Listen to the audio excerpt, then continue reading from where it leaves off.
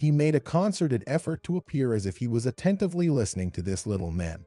The sugary speech of the potential partner, adorned with expressive epithets, was pleasing to the ear, but no more than that. Over the years in the business, Kevin had learned to gauge people's intentions almost instinctively. However, in Corey's case, this vital indicator was far from standard. The conversation suddenly fell silent, as if Kevin had read Corey's farts. Though the office owner doubted that this man possessed telepathic abilities. To ease the atmosphere a bit, he inquired, "Corey, I'm not opposed to your proposal, but I need assurances. You understand, in today's business climate, redirecting production without additional investments can be challenging, and the risk doesn't always justify it. Do you understand what I'm saying?" The visitor suddenly became anxious, and his face began to glisten with beads of sweat. Kevin felt repulsed because the one thing he found most horrifying was shaking a sweaty hand. This repulsion was present on an intuitive level, and he deliberately avoided even brief interactions with people who had such a shortcoming. However, Corey was no simpleton, since he practically held the entire regional business in his hands, and expelling him would be a fatal mistake.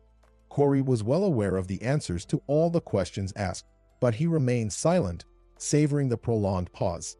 The situation was saved by the secretary, who entered the office without warning and carefully placed cups of aromatic coffee on the coffee table. Corey inhaled the scent and rolled his eyes. "Divine aroma," he exclaimed. "Let's get back to your question, that is, the assurances," he continued. "I'm sure we can find common ground because the merger is beneficial for both parties. Your small business's products have a tremendous following, and I believe, with proper promotion, we can significantly expand the consumer market." Kevin understood well where Corey was trying to lead him. He took a small sip and abruptly shifted his gaze from the window to Corey's face. "That's true. And what percentage would go to me?" Corey shifted in his chair, and the owner relished his discomfiture. Mentally, he had already credited himself with a second victory and was prepared to put forth his own terms against his opponent. However, Corey rebounded from the blow surprisingly quickly. He cautiously pushed away his dining utensils. "Thank you for the excellent coffee. It was truly interesting and even beneficial to have a conversation with you. We'll certainly take all your concerns into account. I think my lawyers will contact Michael soon, and we can finalize everything." Kevin didn't expect this abrupt change, but Corey relished his well-deserved victory. He skillfully put the overconfident young man in his place, making it clear that he had no say in the matter. As if delivering a final blow, Corey extended his glistening, sweat-covered hand. "Until we meet again, Kevin.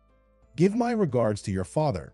The door closed behind the visitor, and Kevin couldn't regain his composure after the humiliating defeat. His right hand hung in the air as if it could cleanse itself of the touch of an untrustworthy person. Kevin had placed high hopes on this meeting, but Corey made it clear that he wasn't going to consider his opinion. Irritation overwhelmed him and demanded an outlet. Without even realizing it, the secretary, standing nearby, became the object of his frustration, and she opened the door without warning. "Kevin, your mother called," she said. He erupted into a shout. "Robin, you've been working here for so many years and still can't grasp that you should knock first. At least that's how normal secretaries do it." The distressed woman frequently blinked her eyes. "But you told me that if something urgent comes up." "It's okay," Robin responded. "Since when did my relatives' calls become urgent matters?" The secretary hurriedly left the room. Kevin felt a surge of anger and an inexplicable fear. He had experienced this unpleasant feeling before, but couldn't fathom its origin. He took 10 deep breaths, which helped calm his nervous system. Instead of anger, he began to feel a sense of guilt. "Why did I lash out at Robin? I need to go and apologize," he said aloud, resolutely swinging open the door. "Robin, could you step in for a moment?" The secretary's eyes were red from the spilled tears, and Kevin felt unbearably ashamed of his wild outburst. He approached her. "Robin, I implore you, please forgive me. I won't try to justify my behavior because it was inexcusable. I just ask for your forgiveness. I promise you it won't happen again." She smiled reluctantly. "It's nothing. Over the years, I've grown used to many things. Although Michael never shouted at me." The extinguished aggression stirred inside Kevin again. but he managed to restrain the urge to direct more negativity towards the secretary. Still, he couldn't help but express his discontent to his assistant in a mentor-like tone. "Robin, a piece of advice for the future. Never discuss the merits of the predecessor in the presence of the current leader. I know perfectly well about my father's qualities, and I don't need to be reminded of them unnecessarily." The woman blushed and cast her eyes down. "I'm sorry, I didn't know that, Michael. I apologize. I'll keep your feedback in mind." She was about to leave, but Kevin stopped her.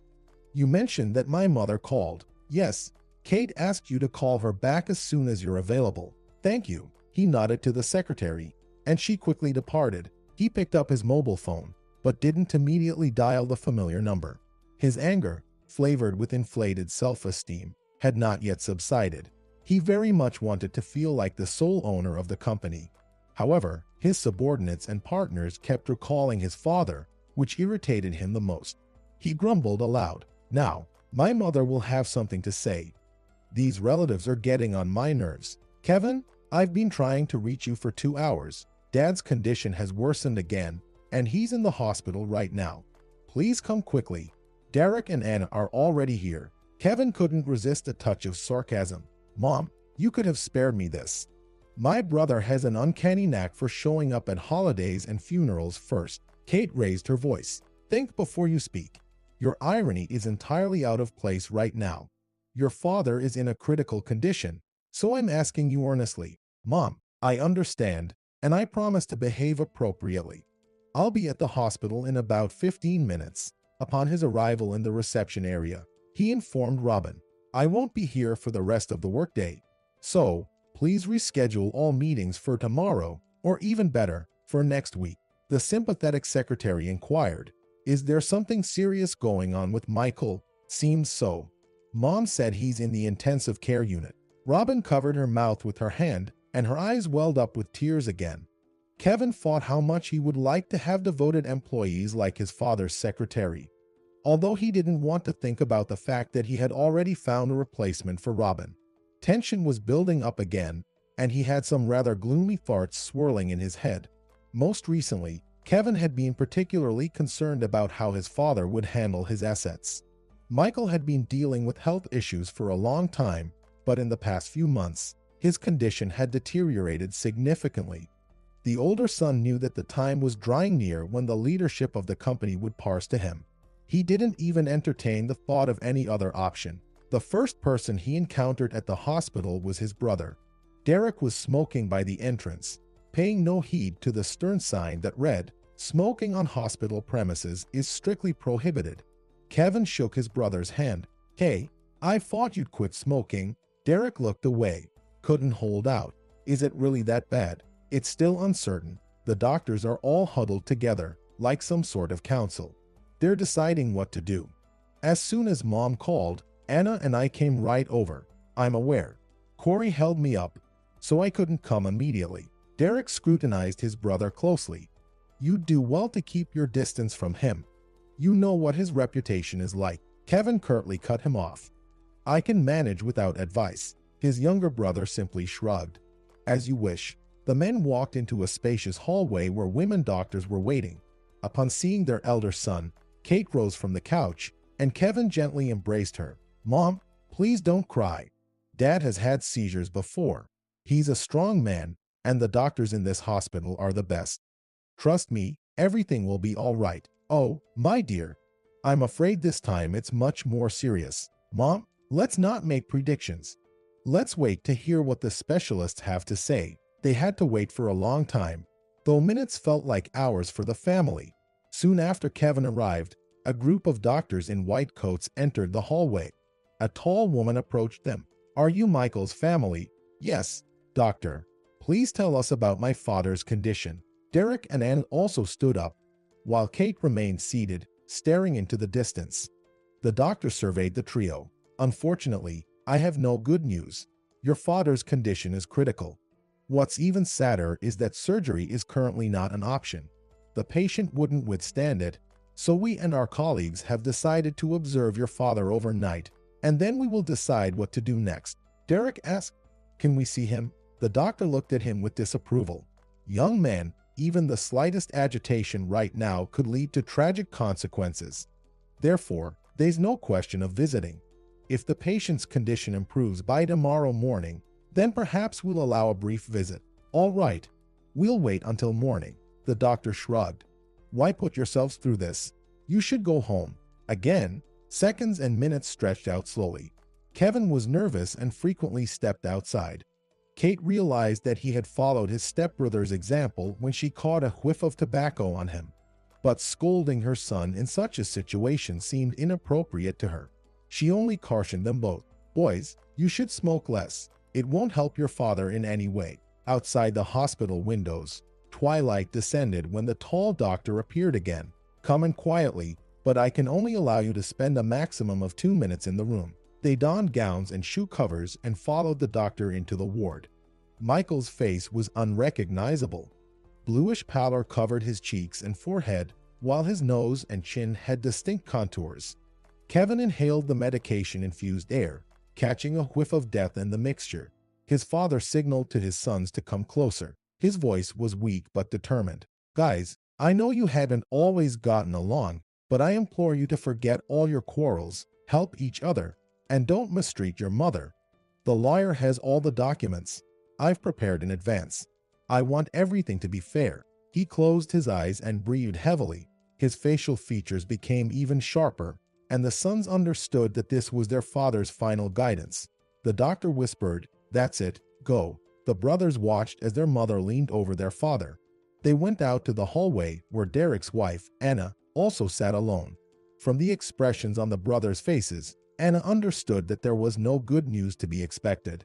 The weight of the impending tragedy bore down on their consciousness, and nobody felt like speaking. A few minutes later, Kate emerged from the room. She buried her face in her eldest son's chest and broke down in tears. How are we going to live without Michael? The doctor gazed sympathetically at the family, but she was no longer able to ease their grief. Michael, too, understood clearly that his time in this world was coming to an end. But the opportunity to bid farewell to his loved ones lightened his soul, and now he was recalling all the significant events of his long life. Michael had grown up as a calm child, but then it was as if someone had replaced him. Fearlessly, he got into fights if someone dared to harm the weak in his presence. This led to the boy's parents frequently being summoned to school, but his father never scolded him. He only once made a crushing remark. "What you're doing, Michael, standing up for those who can't defend themselves, is good. But remember, chivalry isn't always justified. Besides, one day, you might get beaten so badly that you'll forget your dear mother." Constance didn't like that her husband was so indifferent to their son's troubling behavior. She demanded stricter measures from him and told her son, "If you keep it up, Michael, you'll be sweeping the streets for the rest of your life." Michael took his mother's criticism with a smile. "Mom, it's strange that you're assigning such a future to me. Am I worse than the other kids? Are you asking me if you need more than the others? Mom, I stand up for justice. When you get a bad report from school and can't get into college, that's when you'll find out all about justice." Despite his hot temper, Michael was an excellent student. From a young age, he dreamed of a career as an officer and was confident he would get into a military academy. But his mother turned out to be right, as his character reference let him down. It was too late to choose another educational institution, and his father arranged for him to work at the factory where he himself worked. "Don't worry, Michael. This practical experience is useful, and next year you can reapply." But those plans were not meant to be because he received a draft notice from the military commissariat that spring. His mother was deeply worried. Michael was facing the army. Michael's mother's bad premonition didn't disappoint, and after 3 months of training, Michael, along with other young guys, was sent to one of the hottest spots on the planet. What's more, no one even warned them about where they would be stationed next. They were simply ordered to gather in the evening and line up in the courtyard. They traveled for several days by train and then by cars through the desert. It was only when they arrived at the territory of a friendly state that the newcomers realized where they would have to undergo their school of courage. On the journey, Michael got to know Tom. This humorous guy was the life of the group, entertaining the soldiers with jokes. Only towards the end of their journey, when they were on the territory of the friendly state, Tom shared his concerns. "You know, Michael, I'm not really afraid of death. I'm just upset that there won't even be anyone to shed a tear for me." This confession deeply touched Michael, a 20-year-old. "Tom, don't you have anyone at all?" "No, I grew up in an orphanage. I was left at the orphanage door one winter. At least that's what the nurses told me. Good thing my real mother thought to wrap me in a blanket. Although, it doesn't matter. I would have died back then, just like I might die now." "Tom, don't talk like that. You've got to snap out of it. Everything is going to be fine." Perhaps Michael spoke persuasively because after that conversation, Tom did genuinely seem to cheer up. The friendship between the two young men grew stronger with each passing day. After their first serious skirmish, during which they found themselves ambushed but managed to escape unharmed thanks to Tom's cunning, the young men became even closer. Over the next 2 years, the friends often had to face death, but they were extraordinarily lucky. In the company, they even came up with a nickname for them, the Charm Pair. Anyone who had to experience hotspots of conflict knew that in war, a day lived is worth a whole month. All the soldiers eagerly awaited their return home. Tom and Michael dreamed of a peaceful life. "Michael, I don't know about you, but I'm getting married right away." "Tom, but first you need to find a bride. Didn't you realize I wasn't just hanging around in the medical unit?" "And who is she? Rachel or Molly?" "Molly." Michael saw his friend blush for the first time, but he didn't make fun of him.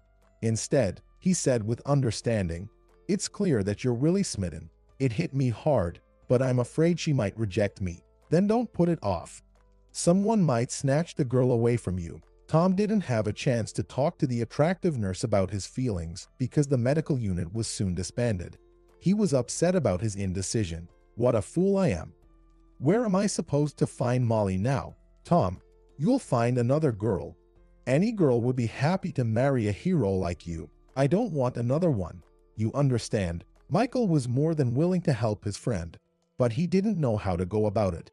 Tom had made several attempts to find the address of the missing girl, but the personal information of the employees was not accessible. "I'll find her anyway," Tom declared. This promise sounded like a solemn vow to Michael, who believed his friend would surely fulfill it. Even before being drafted into the military, they had decided not to part ways. "Tom, I've gotten so used to you in these 2 years. Maybe we should continue moving through life together," Michael suggested. "I'm not against it, but do you have a place for me to stay?" "I have nothing. I joined vocational school after the orphanage, where at least there was a dormitory. I only worked there for 2 years before being drafted into the army." "Buddy, do you think such trivialities will stop us? We'll crash at my place for the time being. My parents won't mind, and then we'll find you a job and a place to stay. We could even get you a job at my father's factory." Inspired by these plans, the young men returned to their homeland. But in 2 years, the country had changed significantly, and so had the people. The changes that were shouted about from every television had affected Michael's family as well. The demobilized soldier didn't recognize his parents. His always reasonable mother had turned into a quarrelsome market vendor, and his father spent his days in despondency. Ian greeted his son without much joy. "Our factory is on the brink of closure. Our workshop was shut down 2 months ago. They say it's an unprofitable business. So, here we are, your mother and I, trying to figure things out." During this pessimistic speech by her husband, Constance was preparing dinner with meager supplies. "We just need to endure a little, and everything will change," she said. The head of the family simply waved his hand. Only an idiot would believe in empty promises from those who started all this. "Constance, use your brain. You're not a foolish woman, and you must understand that all these changes will lead us to ruin." The young men didn't immediately grasp the extent of these changes. For a while, they felt as though they had entered a parallel world and that taking one step would lead them back to the familiar and comfortable place. However, no one knew which direction that step should be taken. Tom spent just one night at Michael's place and prepared to leave. "Michael, I should go. You guys have enough problems without me." But his friend interrupted him. "Don't make things up. It's always harder to go it alone. We agreed to stick together." Constance supported her son. "Tom, please don't leave. You're not a burden to us at all. And Michael is right. We can't handle this on our own today. And Tom decided to stay but resolved not to be a burden on his hospitable hosts. Right after returning, the guys began searching for jobs. However, they could only find positions as cargo handlers at the railway station. In those uncertain times, even such work was considered a stroke of luck. The pay was based on piecework, which suited the young men just fine but irritated some of the other guys in their crew. Do you guys think you deserve more than the rest? After the Afghan ordeal, the friends weren't afraid of such confrontations and confidently responded to the dissatisfied. Yes, we want to live decently, so we're putting in the effort. Such a response didn't sit well with some members of the labor collective, most of whom had a colorful past. Their brigadier even cautioned the friends once. Guys, be more careful with these troublemakers. Nearly each of them has a shiv in their pocket. The young man thanked the man for the warning, and he said with regret, if I had all guys like you in my crew, I'd be happy. But when you're surrounded by former convicts, it's not just about working, it's scary to even walk around. Apparently, someone overheard this unflattering description and decided to put the brigadier in his place.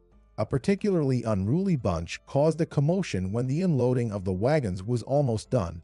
The brigadier was overseeing the process. Guys, let's put in a little more effort, and then we can all go home. One zealous guy boldly declared, Commander, we want our pay first, and then we'll finish the job. The brigadier calmly replied, no, finish the job first, and then you'll get paid. You know the rules, and I won't change them. We'll make you change your mind. Several active men started to surround the brigadier. It seemed like Kevin was hoping for the support of the others, but Tom and Michael stood up for their boss. Guys, stop this. We're almost done. Let's finish the job and go our separate ways. The intervention of the young men didn't sit well with the agitated crowd, which suddenly turned on them. However, it seemed like the group didn't anticipate such strong resistance from the young men. In less than a minute, the main instigators writhed in pain on the ground, and the rest scattered. When the dust settled, the brigadier approached them. Guys, thank you so much, but you'd better not show up here again. These people won't forgive the humiliation, and they'll be lurking around the corner somewhere. The man quickly wrote something in his notebook and asked, did you just come from the army? Michael responded, yes, almost 2 weeks ago. We've been to Afghanistan. Can you tell? It's noticeable. You've got tan faces, and it's almost winter outside. I used to work in law enforcement. I left, but the professional skills stayed with me. I wrote down an address for you to visit. Go there and say you're from Paul. The brigadier generously paid them and wished them good luck. All the money they earned that night, the friends handed over to Constance, which greatly pleased her. The next morning, the young men headed to the address the brigadier had given them. They were quite surprised to find themselves at the door of a semi-basement office with a crudely written sign above it that said Life and Property Protection. Although the office of the agency didn't look very presentable, the guys had no other choice. They resolutely opened the door and found themselves in a small room with a single desk, behind which sat a young man roughly their age. He perked up immediately. What can I help you with? We're from Paul. He said you'd help us find work, they replied. The owner of the agency was delighted. Oh, if Paul himself sent you, then I must help you. We used to work together, fighting crime. But when everything changed and former criminals came to power, we left law enforcement. I decided to start my own business. The agency owner unexpectedly chuckled. Guys, you can't even imagine how insane this world is. I used to catch criminals, and now I protect them for big money. I suggested to Paul that he join, but he refused. He said his moral principles wouldn't allow him to stoop so low. But I think when you have nothing to feed your family with and you're hungry yourself, you can forget all conventions. The friends fully agreed with their new boss, who asked them to call him simply by his name Adam. After getting employed, life gradually improved for the young men. Their earnings allowed Tom to rent a comfortable apartment, and his connections helped him find his love Molly. But Michael beat his friend to marriage and even managed to have a son. When Tom jokingly reproached him, Michael, you're rushing through life so fast that I can't keep up with you, his friend replied in a playful manner. I've decided to stay ahead of the schedule just in case. In this life, anything can happen, so you have to use every day to its maximum efficiency. After Afghanistan, Michael's intuition sharpened, and he learned to foresee the next twist of fate well in advance. He had a premonition that he and his friend would have to look for a new job, but Tom didn't say anything. The business thrived for over 5 years. There was no shortage of clients, and Adam even managed to rent a more respectable office space. The staff also grew, and the company seemed to have the brightest prospects. But one former law enforcement colleague decided to neutralize the competition. First, an anonymous complaint was made against Adam, accusing his employees of exceeding their authority. Then representatives of the financial services came to the company, uncovering substantial debts. However, Adam had left for another country in time. The company was declared bankrupt, and all the employees were suddenly left without jobs. Tom and Michael were deeply affected by their latest setback. "Tom, what are we going to do now? I can't even imagine how to recover from this situation. I'm drowning in debt. I have to pay for the apartment, the car, and Kevin is growing up. He needs food and clothing," Michael fretted. Tom reassured Michael, "Don't panic. You're not alone in this situation. By the way, I have a family too, and our son is growing up. Luckily, Molly is working. But what's a nurse's salary like? One thing's for sure. We need to find another job." Michael suggested, "Well, we have experience in loading freight cars. Maybe we can join Paul's crew again." Tom immediately dismissed the idea. "No, that's not an option. We need to find something else." "Tom, what else can we do? We don't have any other skills. All we know is how to take down an opponent." Tom looked at Michael like a teacher does with a student. "Michael, you hit the nail on the head. Specialists like us are always in demand." "You mean?"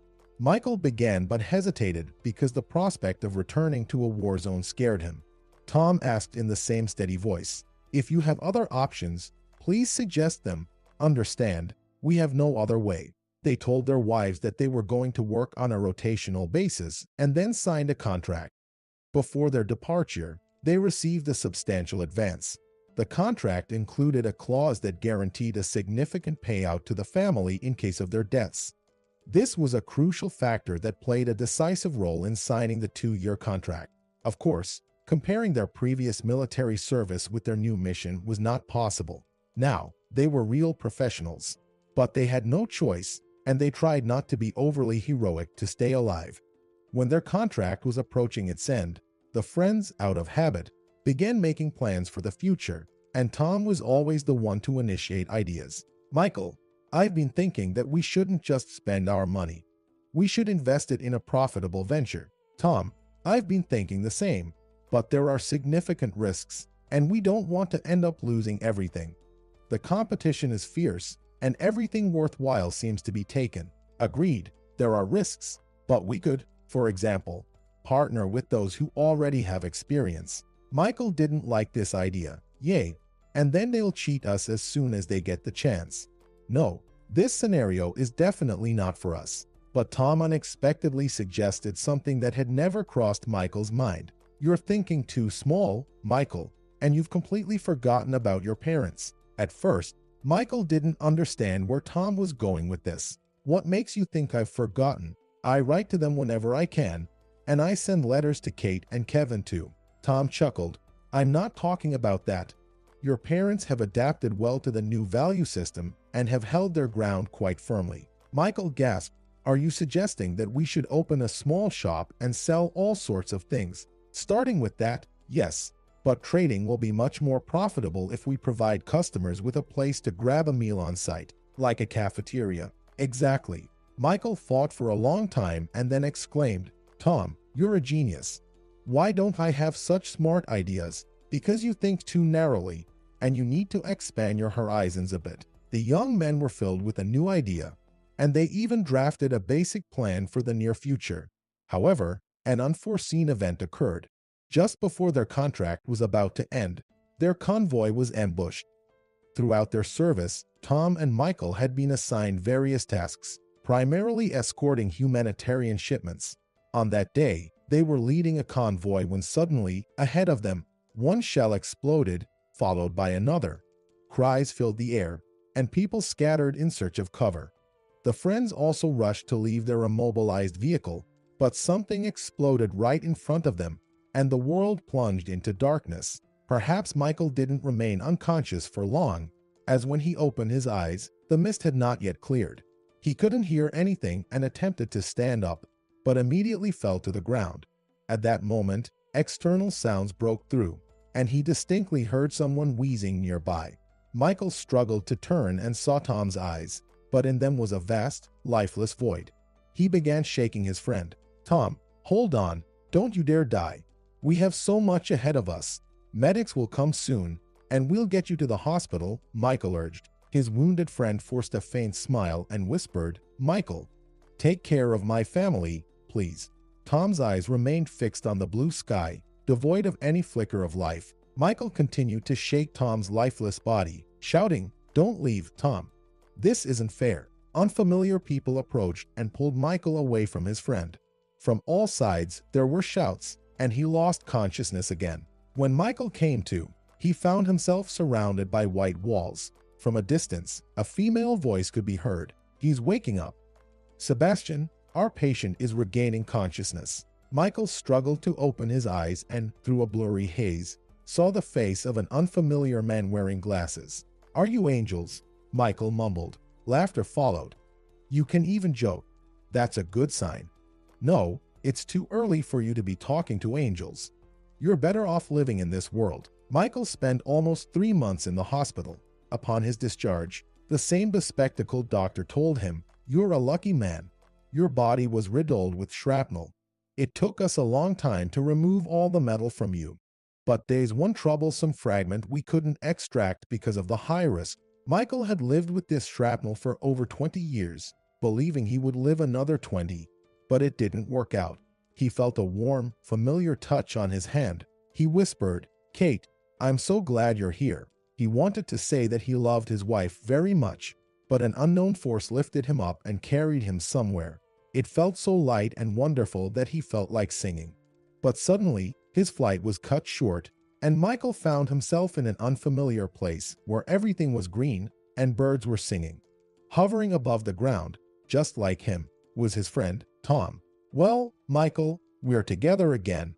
I've been waiting for you," Tom said. Kate cried silently, and tears fell onto her white gown, worn over her clothes. She felt the strong grip of her husband slowly growing cold and mentally said goodbye to the dearest person in her life. A nurse approached. "He has passed away. Please accept my condolences," she said. The woman understood that she needed to leave the room. She turned to the girl in the white gown. "Thank you for letting us say our goodbyes." In the hallway, Derek and Anna were waiting for her. They didn't ask any questions because they could tell from her expression. Kate scanned the spacious room and said wearily, "And Kevin never made it." Derek crushed to explain Kevin's absence. "Kevin called, and he said he had an urgent matter to attend to." "Mom, don't be mad at him. Life goes on, and the living have their own concerns." Derek tried not to look at his mother. He was ashamed of his brother, but discussing Kevin's behavior at such a moment was at least inappropriate. Anna was folding laundry and watching Lars, who was playing on the floor with building blocks. She could tell by the 5-year-old's strained face that he was having some trouble. "Lars, do you need some help?" The little boy, not looking away from his task, mumbled, "I can do it myself." "All right, I won't get in your way, but if something doesn't go as planned, don't hesitate to ask for help. Dad will be back soon. He can guide you on how to put it together properly. Can you tell me what you're building at least?" "A school. Wow, maybe you should have started with a small house." "Mom, you forgot. I already made a little house. Now I want a school with a pool." "All right." Lars huffed from his efforts, but unexpectedly toppled the unfinished structure. "I can't do it," he exclaimed. Anna turned off the iron and crouched down beside her son. "Nothing's working because you're getting upset. Let's take a break, and then we'll build your school together." "All right." The boy looked closely at his mother. "Are you not lying to me?" Anna was surprised. "Lars, have your dad and I ever lied to you?" "Yes. You promised we'd go to the zoo." "I see, you're upset with us. But there was a good reason, and we had to postpone the trip." "I know. Grandpa died." "Is that a good reason?" "Yes, sweetie. But who told you about your grandpa?" "Uncle Kevin. He told me that Grandpa Michael is dead." and our sweet life is over. Mom, what's a sweet life? Is it when someone eats lots of candy and drinks lemonade? Her son's comments left Anna in a quandary, and she thought carefully about how best to respond so that he would understand. No, honey, it's a little different. Why don't we go to the kitchen? You can help me prepare dinner. Daddy will be home from work soon. Redirecting the little one's attention to a different activity had always helped the young mother get out of complicated situations. Lars loved hanging out in the kitchen more than anything, and he eagerly accepted his mother's offer. He watched Anna with a fascinated gaze, carrying out her small tasks with apparent joy. Before long, he had forgotten what Uncle Kevin had said. Anna mechanically completed her usual tasks, all the while contemplating the family's situation. After Michael's death, her husband's stepbrother had lost all sense of propriety. Kevin promptly ousted Derek from the family business in a public and humiliating manner. However, Derek had left the company with dignity and a head held high. Now Kevin was demanding that they vacate the apartment that her husband's father had given them. He had hinted at it a few days ago when he and Anna had bumped into each other at the shopping center. This self-proclaimed rightful heir had upended the lives of the adult family members, and now he was reaching for their little son. This circumstance angered the young woman more than anything, and as somber thoughts were interrupted by her husband, who jovially shouted from the hallway, "Are there any live people in this house?" Lars rushed to greet his father. "Daddy, I'm helping Mom cook." Derek chuckled. "All right, buddy, I'll help you too. But let me wash my hands first." Anna had become adept at discerning her husband's mood from a distance, and now she sensed that his cheerfulness was feigned. When Derek entered the kitchen, she tilted her cheek for a kiss and quietly asked, "How are you? Did you find out anything?" Her husband evasively replied, "I tried, but it's not as simple as it seems. Let's talk after dinner. I don't want to ruin our appetite." "You're right." For some time after Michael's funeral, the spouses tried to avoid discussing the unfair distribution of the deceased's inheritance. A few weeks later, the brothers went to their attorney to review the will. Kate was also present during this process, but when the lawyer read out all the clauses of the document, she couldn't hide her surprise. "This can't be.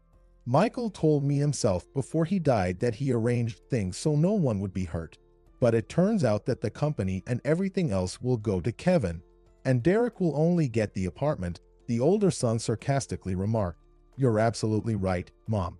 I'm the lawful son, and Derek isn't." "Don't you dare say that.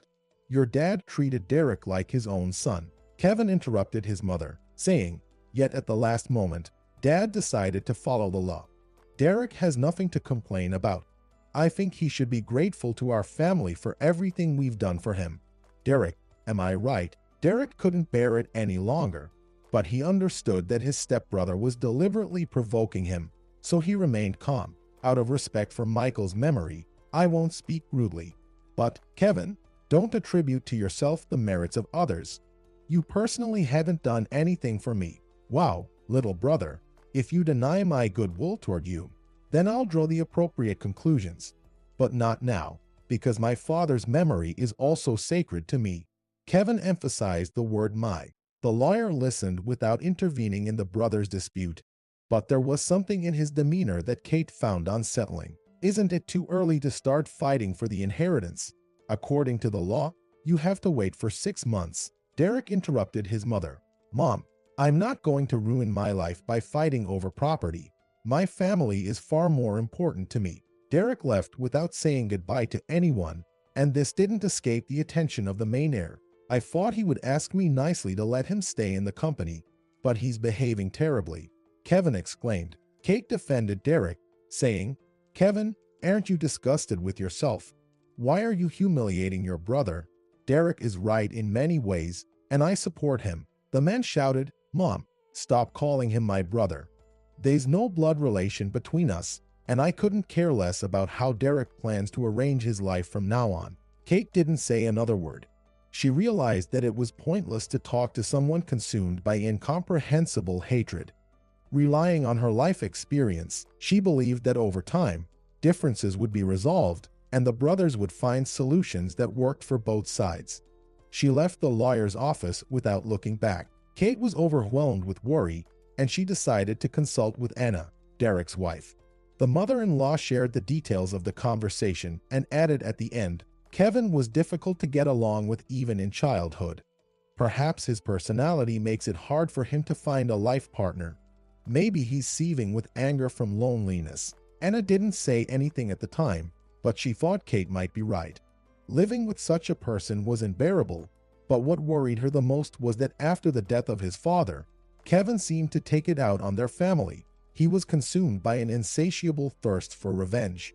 After dinner, she decided to share her concerns with her husband. Derek, I don't like any of this.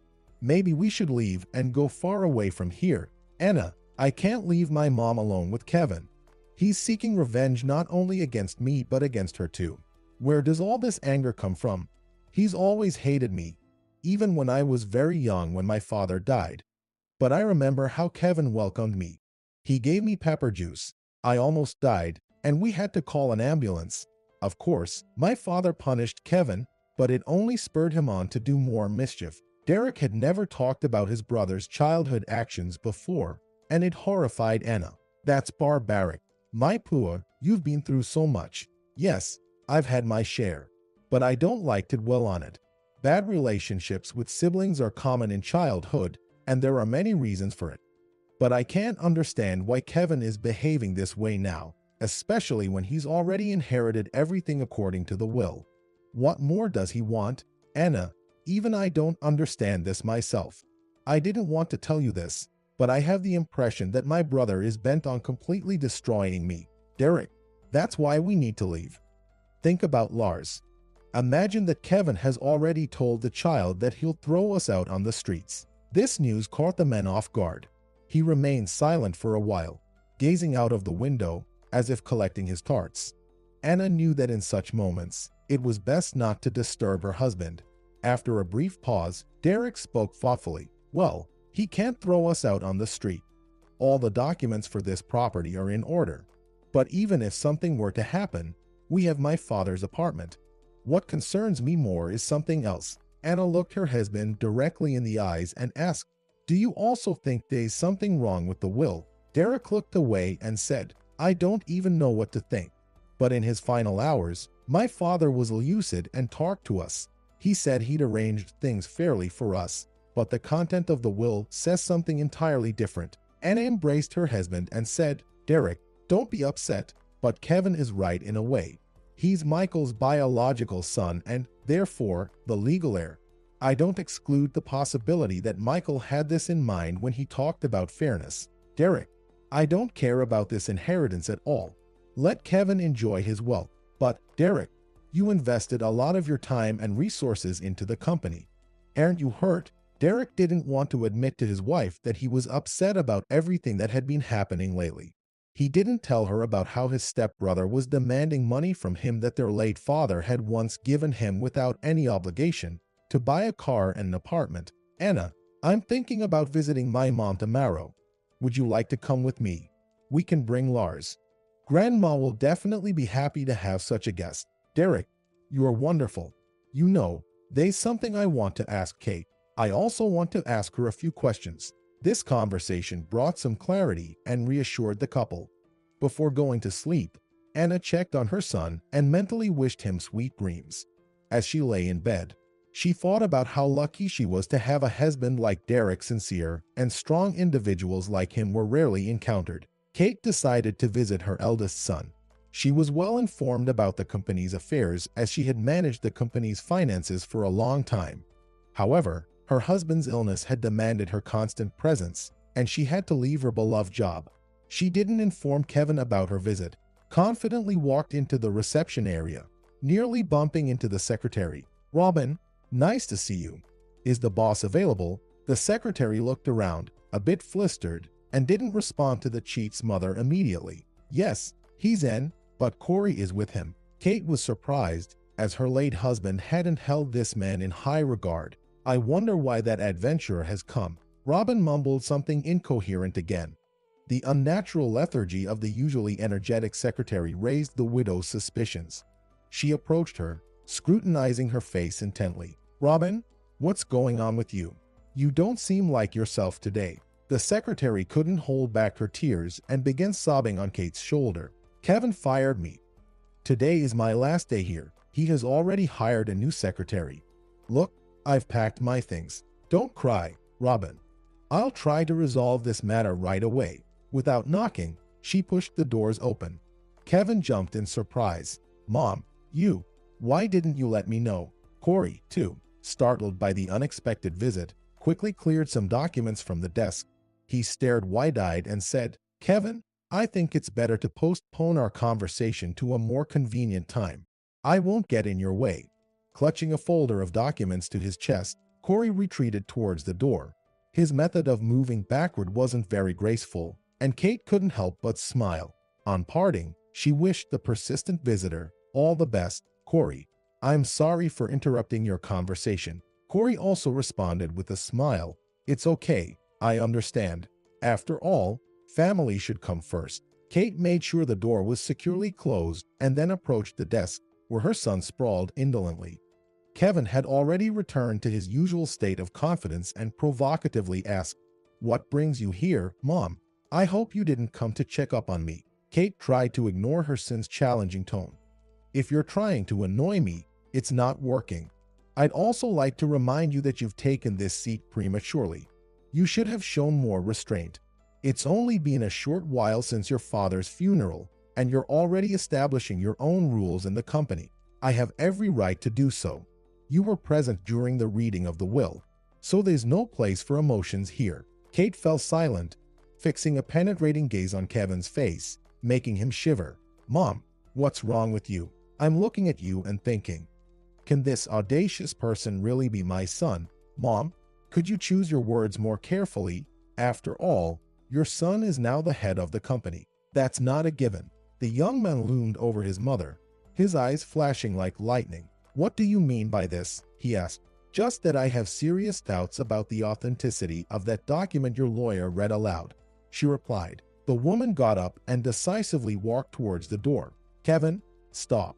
Explain these insinuations, he urged her. Kevin, although you're my son, I won't tolerate deceit from you or anyone else. Why did you fire Robin? I wasn't satisfied with her work, and I certainly didn't expect such an attitude from you.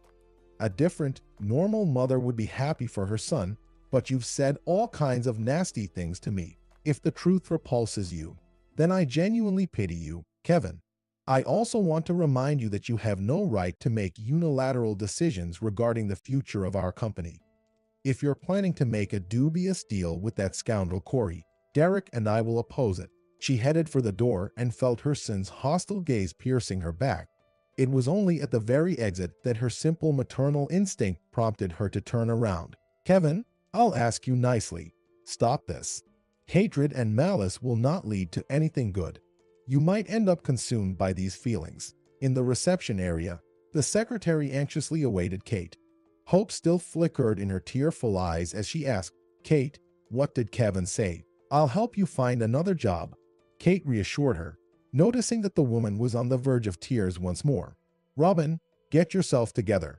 Don't be afraid of change because, more often than not, they'll lead to something better. You have my phone number. Call me in a couple of days about the job. I'm sure we won't have any issues with that. After his mother left, Kevin sat almost motionless for nearly an hour. Initially, a volcano of emotions raged within him, but then an inexplicable fear emerged from the depths of his consciousness. It was a familiar feeling from his childhood, occurring when his failures were mocked at school. It often surfaced when his mother shared her love with Derek. He had always been afraid that his mother would stop loving him altogether. That's why he didn't want to share her with anyone. But this multifaceted fear had another side. Kevin was afraid that his scheme would one day be exposed. His mother had made that quite clear, and she had also reminded him of the board of directors. Corey hadn't forgotten about this crucial decision-making body either, promising him a substantial share of the overall earnings in the event of their deal. Kevin pounded his fist onto the desk with all his strength. I must eliminate all obstacles, even if they're someone very close to me. He said the last words in a hushed tone, but Robin, who stood near the slightly open office door, heard them clearly. After Kate's departure, Robin had still held on to the hope that her boss would come out and ask her to stay, but her boss's final words had frightened her deeply. From early in the morning, Kate was busy in the kitchen. The day before, Derek had called and said that the whole family was coming for a visit. After her husband's death, they hadn't gathered together as a family even once. But what delighted Kate the most was the opportunity to spoil Lars. She adored her grandson and was ready to fulfill any whims of the little rascal. Over the past few months, she had gotten used to cooking multiple dishes simultaneously, so she started early with the preparations. Surprisingly, the cooking process went smoothly, and Kate finished cooking 2 hours before the guests arrived. She decided to take a short break in a cozy armchair and unwittingly drifted off to sleep.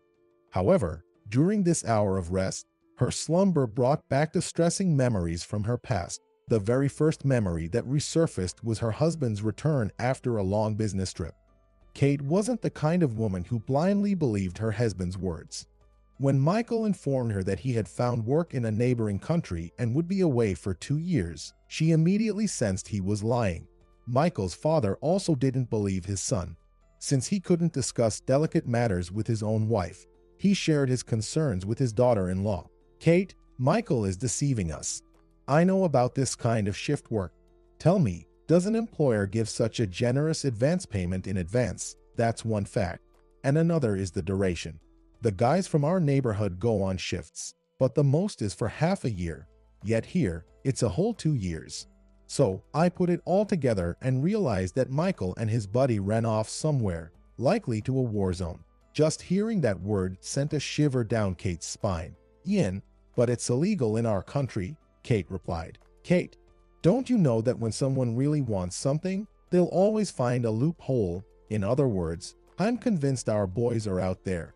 But what can people do when there's no work and they still need to feed their families?" After that conversation, Kate tried not to dwell on the dark thoughts, but the unsettling idea of her husband's secret wouldn't leave her mind. Meeting Molly, Tom's wife, helped ease the tension a little. Their friendship had become a continuation of the close relationship between their husbands. They spoke on the phone almost every evening, sharing the latest news. On weekends, they went to the countryside together with their kids, helping Michael's parents with their gardening. Ian made extra income selling produce at the local market, and Michael's mother had gained a reputation for her culinary skills across the district. However, running a small business no longer satisfied these not-so-young but highly motivated people. One day, the couples decided to start their own company and invited Kate to join their venture. Ian, acting as the head of the family, conveyed this news to her, as usual. "Kate, my mother and I have decided to become entrepreneurs. It might sound funny, but we're really eager to get rich." Kate was genuinely surprised by Ian's bold statement. She replied, "But starting your own business isn't so simple. You need some initial capital to get started." Scratching his head, Ian stated, "We've got a little saved up. We managed to put some money aside during our shuttlecock days." Ian went on to tell Kate how his parents were once desperate and had to travel to countries in the near abroad for work. But when he had a heart attack, they had to quit that kind of work. Michael's father eagerly awaited Kate's approval, but she didn't know how to respond. "Ian, with your heart condition, it's unlikely that you should be seriously getting into business. You can't even imagine the difficulties entrepreneurs face. There are endless inspections and financial reporting." The elderly man enthusiastically slapped his knee. "Kate, I've been talking for half an hour now, and it didn't occur to you." Kate remained silent, and Ian triumphantly announced, "My mother and I have decided to ask for your help with all these papers. After all, you didn't study in college for nothing." At that time, Kate worked as an accountant at the hospital and had no plans to change her life. But she couldn't resist Ian's persistence. She helped her husband's parents with paperwork, found a suitable location for their shop, and, although the business didn't take off right away, a steady income allowed the family to stay afloat. Kate wrote to her husband in great detail about all the changes, but Michael was initially skeptical about the idea of starting a business. However, just before his return, Tom introduced an innovation to create a cafeteria in the store. Molly and Kate learned from their husbands' letters that their husbands would be returning home soon. But the triumphant homecoming never happened. Instead, a man dressed in black arrived at Molly's workplace and informed her that Tom had tragically died. In shock, the widow was handed an envelope with money and the man disappeared. A little later, a letter from Michael arrived in which he informed her about his hospitalization. Michael returned home 3 months later, and at first, Kate had trouble recognizing her formerly cheerful husband in the gaunt man with graying hair. Only at home could he bring himself to tell his wife about Tom's death and his own injury. Her husband was deeply affected by the loss of his friend. He couldn't sleep at night and often woke up startled. It was hard for Kate to see her husband's torment, and she suggested, "Michael, maybe you should see a doctor." "Why? So they can put me in a hospital?" "Well, not necessarily a hospital.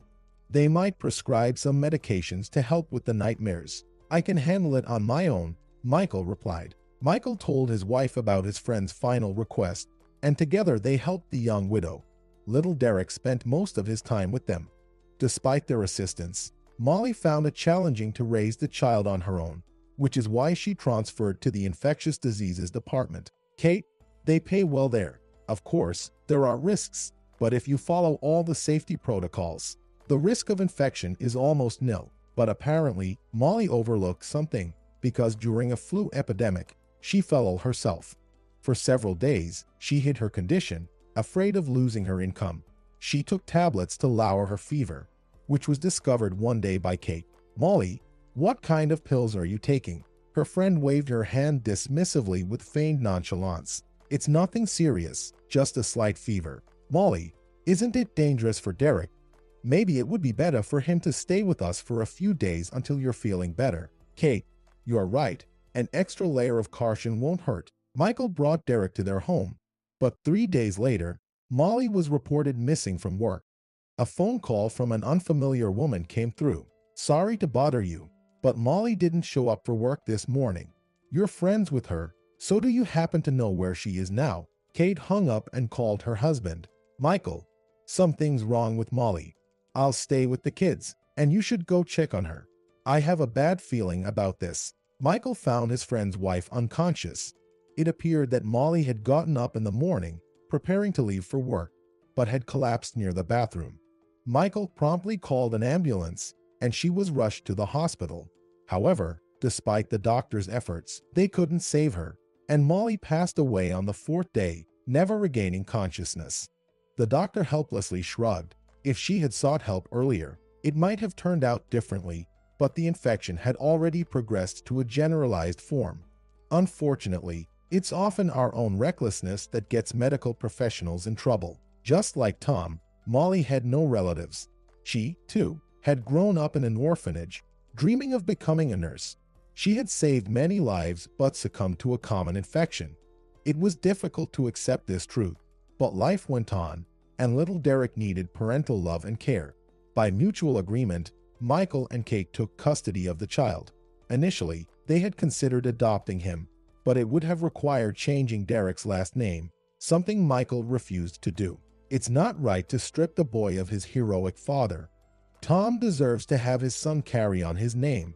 Does the surname really matter? They're just initials. What's important is that the child receives proper care. For some people, it's just a name, but for others, it's their roots that anchor them to this earth. The official looked down on the guardian with condescension but said nothing. Little Derek quickly settled into their family and hardly ever mentioned his mother. However, Kevin refused to accept the new family member, even though he had previously enjoyed playing with the little one. Kate was worried about her son's jealousy, fearing it might grow into something more severe. She shared her concerns with her husband, but Michael reassured her. Boys always compete for the right to be the best, the bravest. That's why it's not surprising that Kevin doesn't want to share us with Derek. But, Michael, we need to do something about this. No, we don't. It will pass with time. However, it turned out that Michael was mistaken. It's a shame that Kate only realized it now. Kevin had learned to mask his dislike with excessive demands on his younger brother. In front of their parents, he delighted in demonstrating his knowledge and skills. Derek was also a good student, but he never flaunted his achievements. Kate suddenly got up from her chair and headed to her husband's office, repeating to herself as she walked, "How could I forget about this? When Derek comes today, I'll show him his certificates. Her late husband had a habit of collecting all receipts and other documents. Since his passing, Kate hadn't crossed the threshold of his office once. Today, she decided to break that vow for the first time, searching for Derek's certificates in the archive. Where are they? I remember seeing them here last time. She sifted through folders filled with documents until she came across a transparent folder with a familiar handwriting that read, "Draft of my will." Her heart raced in her chest. But at that moment, a phone call interrupted her, and Kate didn't have a chance to read the document. She rushed out to the hallway to greet the guests, mechanically placing her find in the nightstand drawer. Within minutes, the delighted grandmother completely forgot about her discovery because her full attention was focused on Lars. The joint dinner felt like old times. The young couples praised her cooking and shared their successes, but all three carefully avoided the subject of inheritance and Kevin's improper behavior. Kate went to see the guests off once again and remembered the folder. She and Lars were already at the elevator when she stopped Derek. "Sweetie, could you stay for a minute? I found a very interesting folder in your father's desk today. You're more knowledgeable in legal matters. Take a look at it." He tucked the file under his arm. "All right, Mom. I'll look into the document tonight.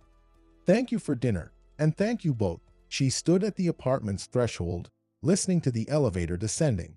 Kate intended to close the door but heard her son's voice. "Mom, wait." For some reason, Kevin was coming down from the upper floor, which puzzled her. "Kevin, how did you end up here?" A valid question, indeed. After all, I wasn't invited for dinner. His tone and confrontational behavior troubled Kate. "Kevin, why do you seal intentions in simple things? Derek and Anna called yesterday, and I've missed Lars dearly." "Yes, Mom. I know that strangers mean more to you than your only son. Kevin, let's not argue. Come into the apartment, have dinner." Kevin replied, "Fine, Mom. Let's not fight. I'll join you for dinner." Kevin walked into the living room without taking off his outdoor shoes. He glanced at the table, which the hostess hadn't had a chance to clear yet. He began to help himself to the snacks, eating greedily and keeping his eyes on his mother. "If it's not a secret, what have you been discussing all evening?" he asked. "Kevin, I'll get you a clean plate in a moment. Please sit down and eat properly," Kate replied. "Mom, you're dodging the question." "Were you discussing me?" Kevin said. Kate sat across from her son. "Kevin, I can't understand what you're trying to achieve." "Okay, I'll tell you. Right now, I just need your signatures." Kevin wiped his greasy hands on the tablecloth. He hoped to provoke his mother, but she didn't fall for his provocations. She got up from the table, signaling the end of the conversation. "Kevin, I won't be signing anything." Kevin also stood up. "Fine, let's leave it at that. But I know of a way to make you more agreeable." Unexpectedly and quietly to herself, Kate said, "Kevin, I found a draft of your father's will." Kevin choked and struggled to breathe, but Kate continued in the same calm voice. "Kevin, I'm afraid you might be going too far. To prevent that, I feel obligated to tell you the most important thing." What Kevin heard from his mother enraged him. He instinctively made a move toward her, but his hand froze in midair because the woman fell silently to the floor. A paralyzing sense of fear overcame him, and he stared at his mother for a while. Then he rushed to the front door but quickly returned. He bent over the motionless body and called out hesitantly, "Mom, Mom." The ambulance arrived quickly, and Kate was taken to the hospital. The doctor observed her with indifference. "Based on the symptoms, your mother might have had a stroke, but I could be mistaken." Kate spent almost 3 months in the hospital. The consequences of the illness were severe. She couldn't speak or move independently. Derek and Anna rarely left her bedside, which irritated Kevin greatly. One day, the couple arrived at the hospital and didn't find their relative in the ward. When they inquired, the nurse responded matter-of-factly, "Kate's son took her. We've also given him all the documents and discharge papers." They hadn't expected this turn of events. Derek tried calling his brother multiple times, but Kevin didn't answer, so he reluctantly went to Kevin's office, dreading the encounter. Everything seemed to be in Kevin's favor. He wasn't even bothered that his mother had become disabled due to him. When Derek came to see him, he didn't bother being polite. Anticipating his stepbrother's questions, he replied curtly, If you're wondering where my mother is, I can tell you that she's in a safe place. I've placed her in a good private clinic. She's receiving excellent care, so I'm not worried about her." Kevin didn't even offer Derek a chair and acted as casually as ever, saying, "Any other questions?" "Yes, Anna and I want to visit Mom." "Can you tell us where this clinic is?" Derek asked. "It's best not to disturb her. Right now, Mom needs complete rest and no negative emotions." "I've asked them not to let anyone see her," Kevin replied. Derek understood that he wouldn't get anything more from this man. "I understand," he said, ready to leave. However, the office's owner stopped him. "Don't you want to tell me about some confidential documents?" "No," Derek replied. "I thought we had more to talk about than just my mother's health," Kevin said. "Speak, I'm listening." "Fine, Derek. Let's not get worked up. Sit down and listen to me." Derek returned and took a seat in a chair opposite his brother, who was behind the desk. "I'm listening to you very attentively, even though it's not difficult to guess what you want from me. If you're so all-knowing, then go ahead." "Yes, now is the most convenient moment to say everything I'm thinking. If you want me to sign the deal you're planning with Corey, you can forget about it. I don't believe Kate's sudden misfortune. And there's one more thing, Kevin, the will you altered." Kevin jumped up as if stunned. "Get out of my office. You won't succeed with anything. We'll see. And don't even think about threatening my family, Kevin, because if you do, I will crush you." Derek left the office and closed the door carefully. He was satisfied that he had spoken his mind to this scoundrel. But it was too early to jump to conclusions because Paul was still conducting an investigation at Derek's request. Derek maintained constant communication with Paul and had asked him just yesterday to verify where he had placed his mother. When Derek was almost home, his wife called. "Derek, please stop by the store. I forgot to buy milk, and Lars is demanding cookies." "Anna, okay, I'll take care of your request." Derek smiled at the pleasant farts about his son. He smoothly pulled up to the market and headed inside for groceries. Lost in his farts, he didn't pay attention to the two guys who had also exited the car following him. Their faces were concealed by hoodies. Derek headed towards the checkout counter, but on his way, one of the guys shoved him roughly. Derek managed to keep his footing and rebuked the aggressive shopper. "Could you be a bit more careful?" Derek said. The guy also stopped and replied, "Are you telling me this, man? You're the one who bumped into me." Derek didn't want to get into an argument and hastily paid for his groceries. However, the two men didn't let him reach his car and pushed him to the ground. Derek felt something heavy come down on his head. Meanwhile, Anna looked at her watch and couldn't figure out where her husband had gone. She dialed his number several times, but no one answered. Some unknown force compelled her to get dressed and go outside. It was getting late, and there were hardly any pedestrians on the streets. Anna circled the courtyard, but their cars weren't in the parking lot. So, she headed to the store where they usually did their grocery shopping. The market was already closed, and in the parking lot, she saw Derek's car. Her legs went weak, and she nearly collapsed when she noticed a large blood stain on the pavement. A disheveled man nearby cheerfully recounted what he'd seen. "There was a fight here about an hour ago. I was going to the store, and I saw two guys beating up another guy. Probably some dispute or something." With trembling lips, Anne asked, "Where is the man they were beating up?" The disheveled man replied cheerfully, "They took him away, put him in a bag and drove off. But first, the police came and asked us questions. I just told them what I saw with my own eyes. Didn't make anything up." Anna couldn't remember how she made it back to their apartment. She didn't call the hospitals because she was afraid of what she might hear. Only the next morning did she learn that the victim of the attack by unknown thugs was her husband. But her inner voice kept telling her that this tragedy couldn't have happened without Kevin's involvement. Former employees of the company came to bid farewell to the victim, paying their respects to the widow. Anna accepted condolences from everyone, thanking both acquaintances and strangers for their sympathy. She left Lars with a neighbor who had volunteered to help the young widow. Kevin also attended the ceremony, bringing an enormous bouquet of red roses and a wreath. "Anna, please accept my condolences," he said. "Thank you, Kevin," Anna replied. "Hold on, Anna. And remember, you can turn to me at any time. After all, we're not strangers." The mere presence of this man stirred up a myriad of conflicting emotions within Anna. However, she didn't want to delve into her feelings at such an inappropriate moment, so she remained silent, bowing her head. Suddenly, she heard a familiar female voice nearby. "I don't believe in coincidences, especially not in these. When I left the company, I happened to overhear him saying he'd rid himself of all the unnecessary people in his way. That's exactly what he did.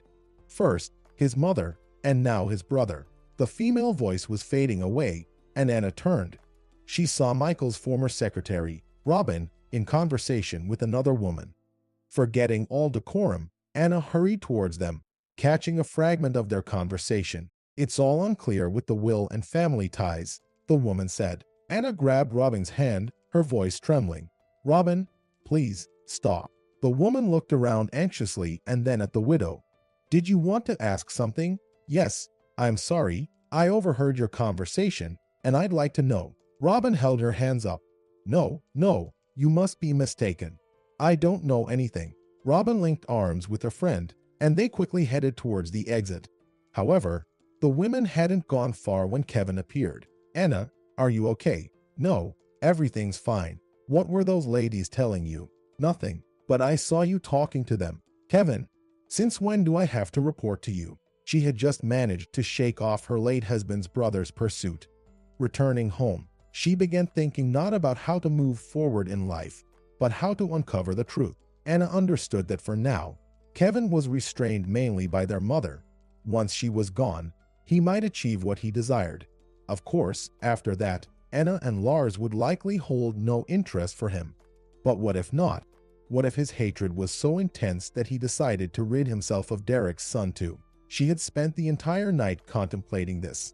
By morning, she had resolved that the first step was to act like a simpleton, someone who believed everything wholeheartedly. The second step was to hide Lars. However, the third step, finding Kate, still eluded her.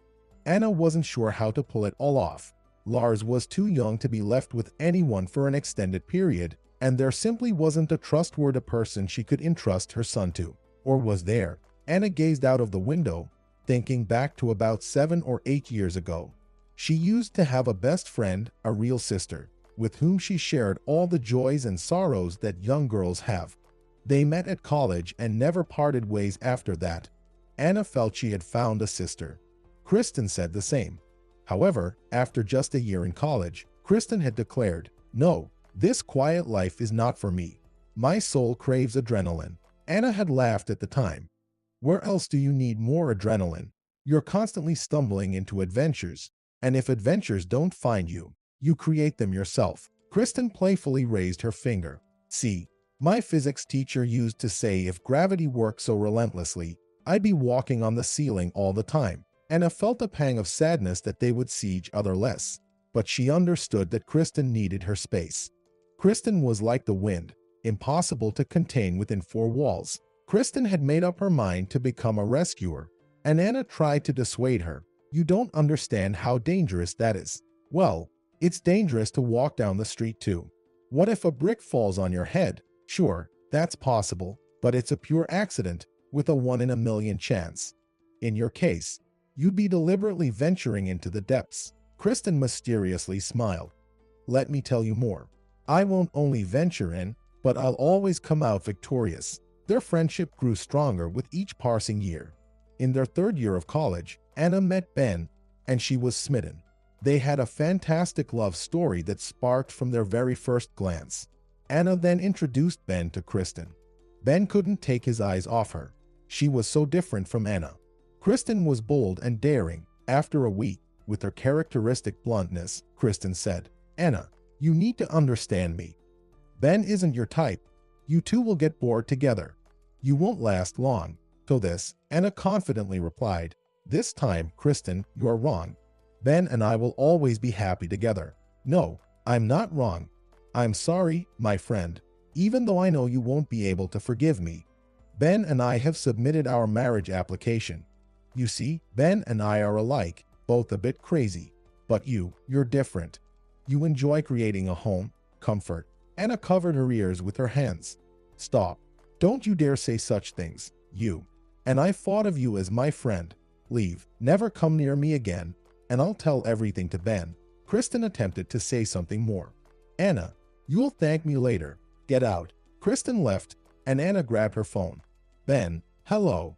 Can you imagine what Kristen just did to me? Yes, Anna, I know. I wanted to go with her, but she said it would be worse. I'm sorry, Anna. About a year later, Anna had already met Derek and forgotten about Ben when Kristen called her.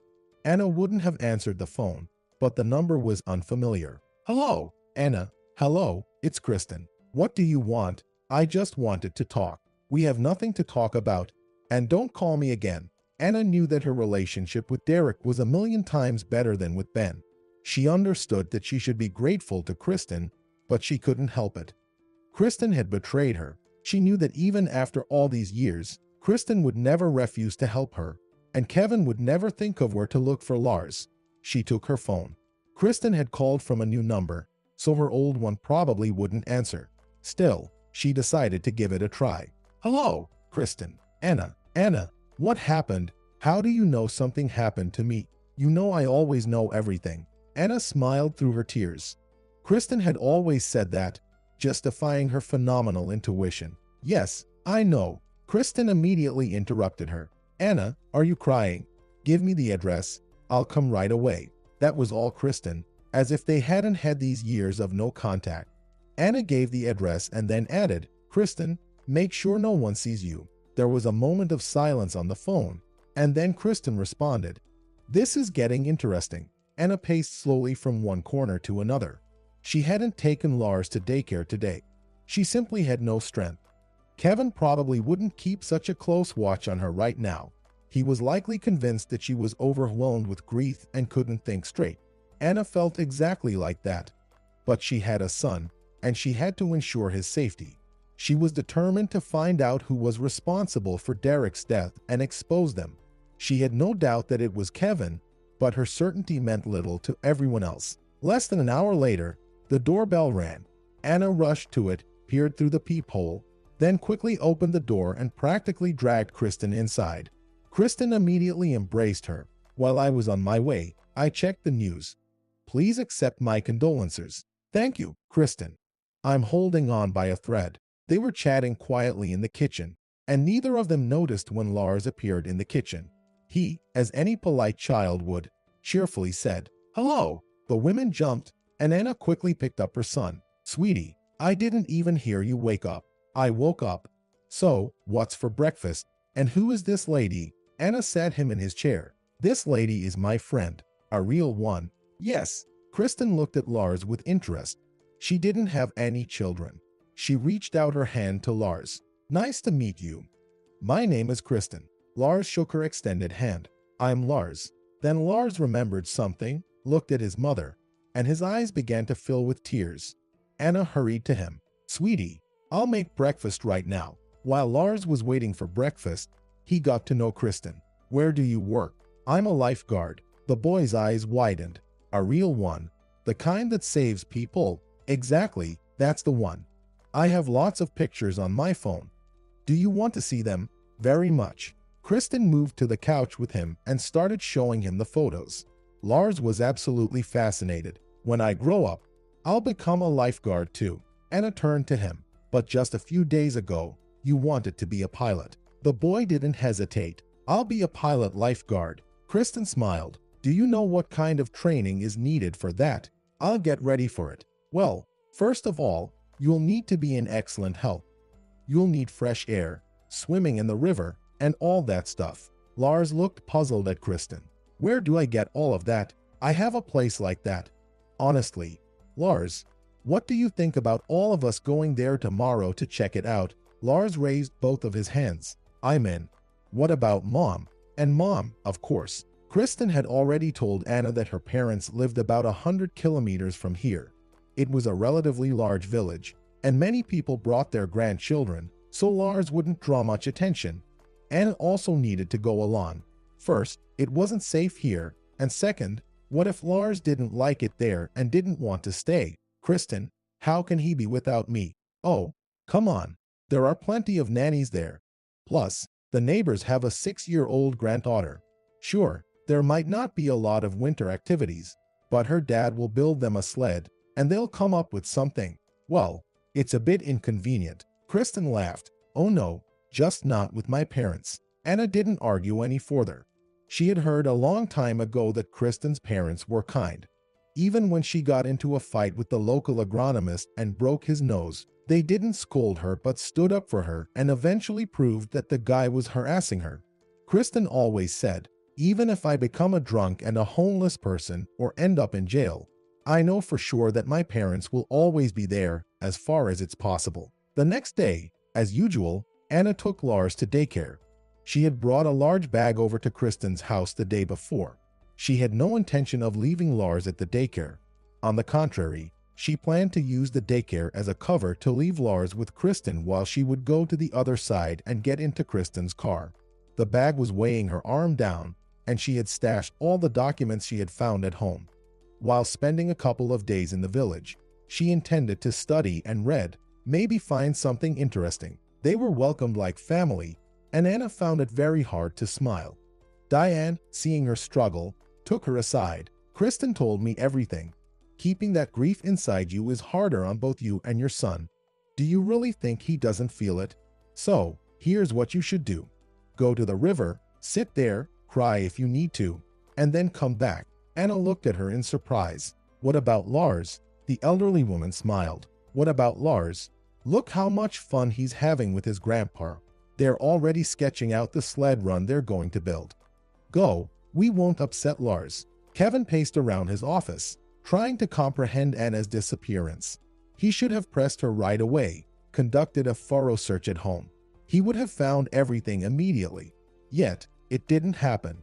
He had gone to celebrate another victory, and now this one threatened to turn into a real failure. Although Anna was never known for her decisiveness, it was Derek he should have been wary of. He was the one who could dig into everything. Sitting in his chair, Kevin tried to calm himself down. Two scenarios played out in his mind.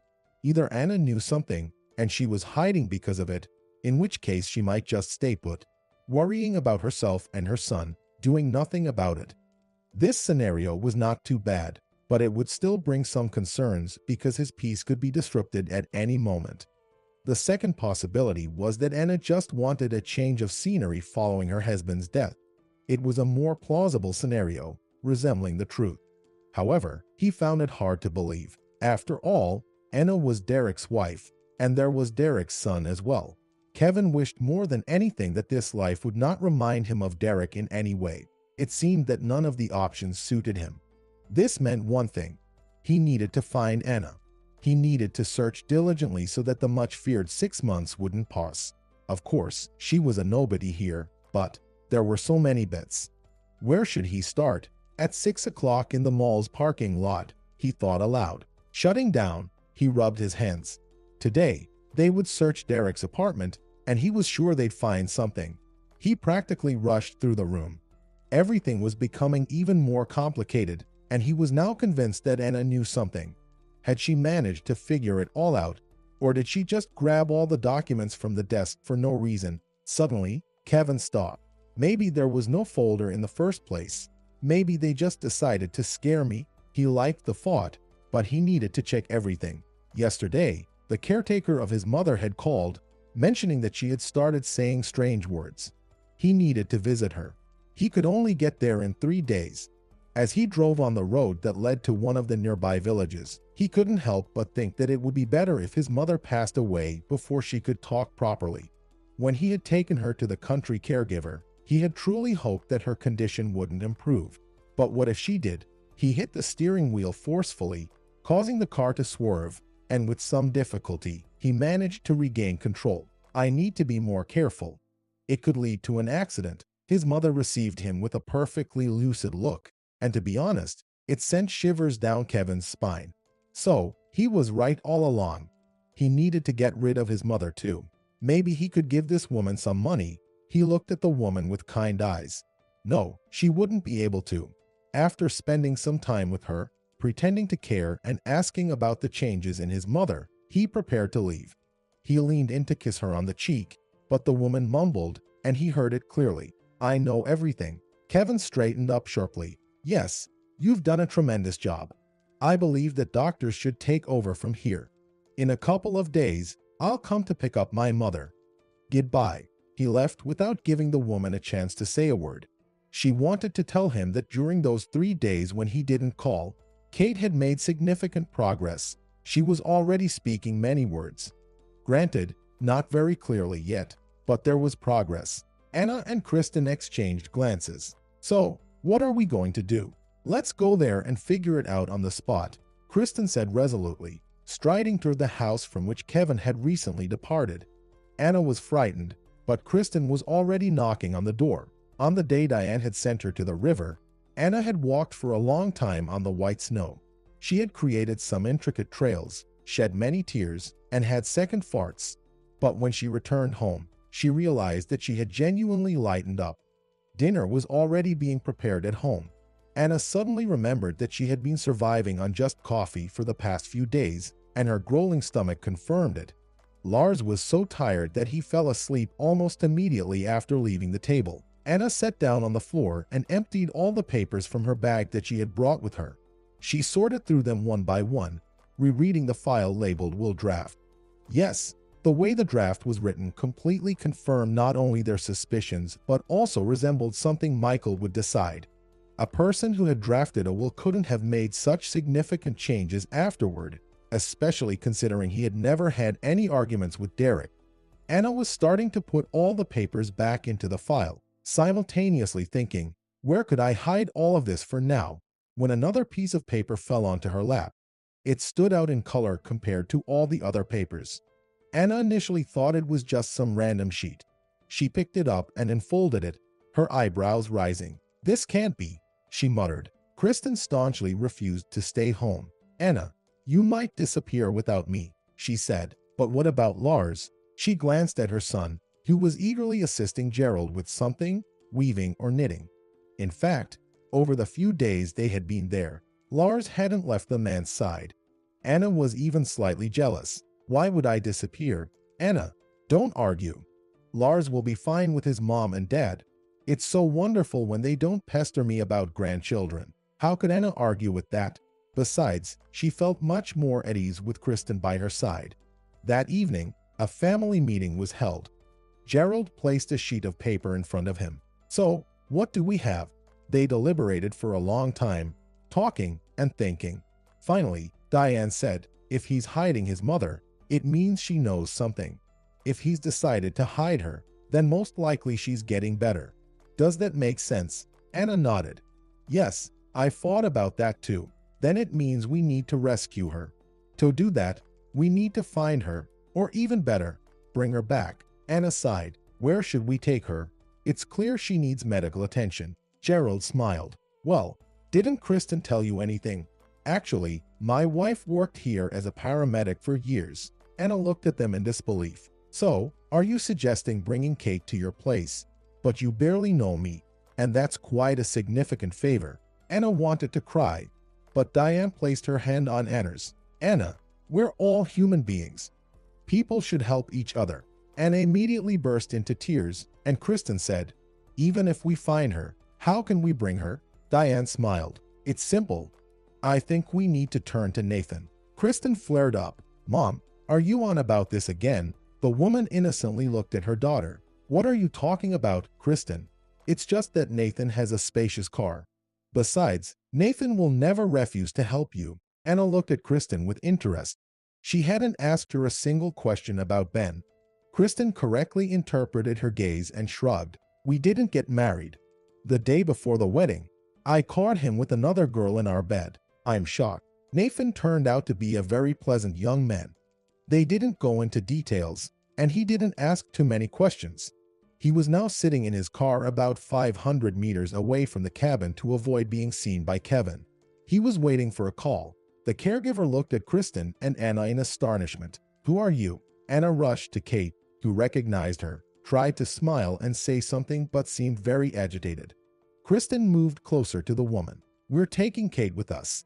Her son wants to harm her." The woman suddenly sat down on a chair. "I knew it. Something told me it wasn't as simple as bringing a person in such a condition here. So, he's trying to set me up. Right, And if you had an inkling, why did you agree? The woman waved her hand. My son got into trouble and disappeared by himself. I'm embarrassed to face people, so I'm paying for his mistakes. And Kevin pays well. The woman stood up. I won't stand in your way. I see that when he comes, Kate gets very nervous. She genuinely looks happy to see you. Anna approached the woman. What about you? Won't he ask you questions? She waved her hand again. Oh, I'll leave. I'm going to my sister. She's been inviting me for a while. Kevin paced his office once more. He wasn't just clever. He was a real businessman. He was so close to sealing the deal. He just needed to press Corey a bit more, and the deal would be in his pocket. Kevin reread everything Corey had left for him at least 10 times. The terms were even better than he had initially anticipated.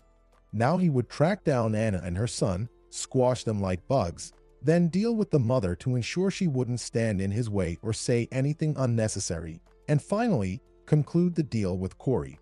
That would be it. He could live on without any further concerns. He would have found her long ago if only he had more time. Now, with inheritance acceptance imminent, he would actively start his search. Kevin, someone is here to see you. The young woman was interrupted abruptly as a man, willing to go to any lengths for money, pushed her aside and entered the office. We've found your caregiver. The man sprawled casually in the chair. For the first time in a long while, Kevin had a thought. What if this man wasn't satisfied with something? If he refused, Kevin realized he'd end up in serious trouble, absolutely free of charge. If you've come so brusquely, do you have news? We found the caregiver. We questioned her, and 2 women took your mother away. I showed a picture of your brother's wife, and it was her. Kevin said angrily, he's not my brother. I don't care who he is to you. Pay up. I've already paid you. What you paid has long run out. Kevin understood that arguing was futile. It was better to pay up. He had sworn to himself many times not to get involved with this kind of people. And here he was.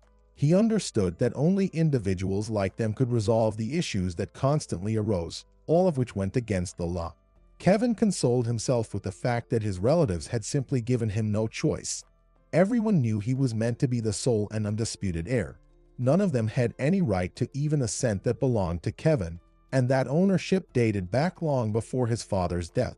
Kevin deeply regretted his decision to call an ambulance for his mother back then. At the time, he still had some semblance of son-to-mother feelings. He had called the ambulance not out of fear for her life or out of great pity for her, but simply because it had been necessary. Little did he know how many problems he could have avoided. He couldn't have imagined that the calm Anna would decide to take his mother away, and most importantly, he couldn't fathom why. After the man received the money and left, Kevin pondered his path. What was most important to him right now, and where was he heading? He was striving to be the one in charge, the one they praised, but now there was no one to praise or be proud of him. However, it didn't matter anymore. He was very close. His company, specifically his success, was about to take off. He needed to hurry Corey along, to come up with irrefutable reasons to sign the papers early. Regardless, in a few days, he would officially become the full owner. After signing the documents, he would rename the company, ensuring no one could ever lay their hands on it. Kevin was confident that no one would dare to, but he considered himself a very foresighted person, and thus he decided to handle it this way. He wasn't accustomed to putting things off. He didn't have the time to search for Anna and his mother. More precisely, he might not find them before the will became effective. Everything was aligning exactly as needed. Kevin dialed a number. Corey, it's me, Kevin. Kevin, can I not recognize you? I assume you've read everything I left for you. That's absolutely correct, Corey. And you know, I've decided not to put things off. I've been thinking that we can already start benefiting each other, instead of waiting for mere formalities. Kevin felt a trickle of sweat running down his back. He knew he couldn't afford to overplay his hand. He understood that his adversary, no matter what rumors circulated about Corey, would not want to give in. Of course, Kevin was highly knowledgeable in this matter, and although everyone had advised him not to deal with Corey without lawyers, Kevin had always responded arrogantly. You can manipulate anyone but me. Corey remained silent for a while and then said, well, it looks like we can meet. Perhaps I will come over tomorrow. Kevin hung up the phone and nearly jumped for joy around his office. He felt like he had Corey in his hands, and if he agreed to meet, he would most likely accept all the other terms, including signing the papers ahead of time. Meanwhile, Corey was rubbing his hands together too. This young upstart was eager to dig his own grave. To make it more convincing, Corey would slightly reduce his profits tomorrow to make this hotshot understand how difficult it was for Corey to decide. Anna had arrived in the city 2 months ago. She had stopped by her old apartment. It was strange that Kevin hadn't changed the locks or sold it already. Then Anna remembered that he hadn't yet legally inherited it. She surveyed the mess that the people looking for documents had left behind but decided not to touch anything. Anna wore a bright red wig, and it was a sporty-looking Kevin in sneakers. No one who knew Anna would believe it was her. That was because she had always been an advocate for elegant and feminine clothing. She didn't come to the city to admire the apartment's state or the wreckage inside. Anna needed to meet one person in particular, Paul. She knew that Derek had spent a lot of time at her father's friend's place lately, dealing with the very issue that had eventually led to his death. Paul looked at Anna with a puzzled expression. "I'm sorry. You mentioned to the secretary that I'm handling your case, but I can't recall ever meeting you," he said. Anna made sure the door was securely closed and removed her wig. "Anna," Paul exclaimed, "I would have never recognized you in this disguise. You're a master of disguise. Where have you been? I tried to find you after Derek's death. I visited your home several times, called you, but heard nothing. I thought you had simply left, and I even understood why, as it's truly challenging to stay where you both were. You're right, it's very tough. But we had to leave for other reasons. Even so, the forgery of Kevin's will wasn't the only thing he did. No, it's strange how much he hated Derek. No one lied to him or told him that Derek was his biological son. So, where did this hatred come from? It's as if it was deep in his subconscious. I can't understand what triggered it." Anna approached the desk and placed a folder on it. "Tell me, can we prove that the will is not authentic now?" "Yes, I have evidence now," Paul confirmed. Anna slid a file toward him. "This is the draft of the will. And there's something else." She unfolded a piece of paper in front of him, and Paul scanned it. "It can't be true. Does he know about this?" Anna thought for a moment. "At first, I thought no. But Derek had the document, which means not only Kevin's parents but also my husband knew about it. Perhaps that's why the hatred was so intense." "That makes sense, then. It explains a lot." "Anna, I know that tomorrow Corey and Kevin plan to sign the documents. Of course, you can contest it in court later, but I doubt there will be anything left to contest. We need to act tomorrow." Kevin and Corey sat across from each other in the boardroom. Kevin deliberately chose this location to emphasize his significance to Corey, despite having reduced his profits by 2%. However, Kevin understood Corey's reasons. Corey was taking a risk. Kevin knew that nothing would go wrong at this point, but Corey didn't. Behind Kevin stood his lawyer, while Corey's lawyer stood behind him. They took a brief pause to re-examine the documents. Corey, however, was merely pretending to read. He knew this document by heart. He had drafted it himself and was well aware of where the pitfalls were. But Kevin saw nothing, and neither did his lawyer. "Well, what is it?" Kevin inquired, but before he could finish his sentence, he glanced irritably at the door. There, his oblivious secretary was once again refusing entry to someone. He stood up and then quickly sat down in bewilderment as people entered the office. Anna led the way, pushing a wheelchair in which sat his mother like a queen. And the worst part was that his mother was looking at him with clear eyes. Following her was another young woman, accompanied by a man. He was young but had a somewhat strange appearance, with a beard, and he was quite imposing. Kevin felt a deep sense of fear upon seeing this man, and the fact that he was surrounded by this company made it even worse. Although, what could they do other than speak? Kevin turned to Corey. "Let's sign." But Corey pushed the documents away from him. "Kevin, I assume your relatives have come to support your decision." Kevin jumped up in fury. "Why does it matter? I, and only I, make all the decisions here. Is that clear? All of this is mine because I'm the only biological son." He slammed his fist on the table so hard that the water pitcher jumped. And then he heard his mother's voice. "That's not true. And you know it very well. You are not Michael's biological son." Kevin stared at her intensely, as if he wanted to incinerate her with his gaze. "What nonsense are you spewing? You should have been dead by now." Kevin yelled in rage, unaware that the boardroom was now filled with many more people, some of whom were in uniform. "Kevin, you found the adoption document when you were just 10. You had a terrible tantrum back then. They even admitted you to the hospital, and when you were discharged, you acted as if you didn't remember anything. Your father and I decided that it was for the best, especially since everyone around us was convinced you were our son. But recent events have shown that you remembered everything. You couldn't forgive Derek because he was on equal footing with you. But no one thought you would go this far out of anger and envy. You were never the first or the successful one. Derek was smarter than you. Derek had a good head on his shoulders, and you could only take pride in being Michael's son." Kevin suddenly burst into laughter. "Derek is smarter than me. Well then, tell me, where is your Derek now? And where am I?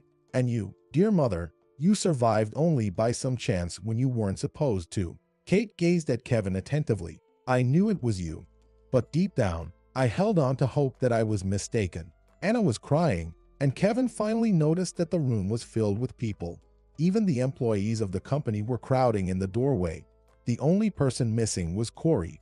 Nobody noticed when or how he disappeared. "No, all of you should just drop dead. None of you are worthy," Kevin exclaimed. Kevin rushed into his office where he kept a pistol in his drawer, but he didn't make it in time. The strange, bearded man reacted quicker than anyone else, catching Kevin in stride with one hand and lifting him off the floor. Kevin screamed and attempted to bite Nathan, not realizing that he was the one.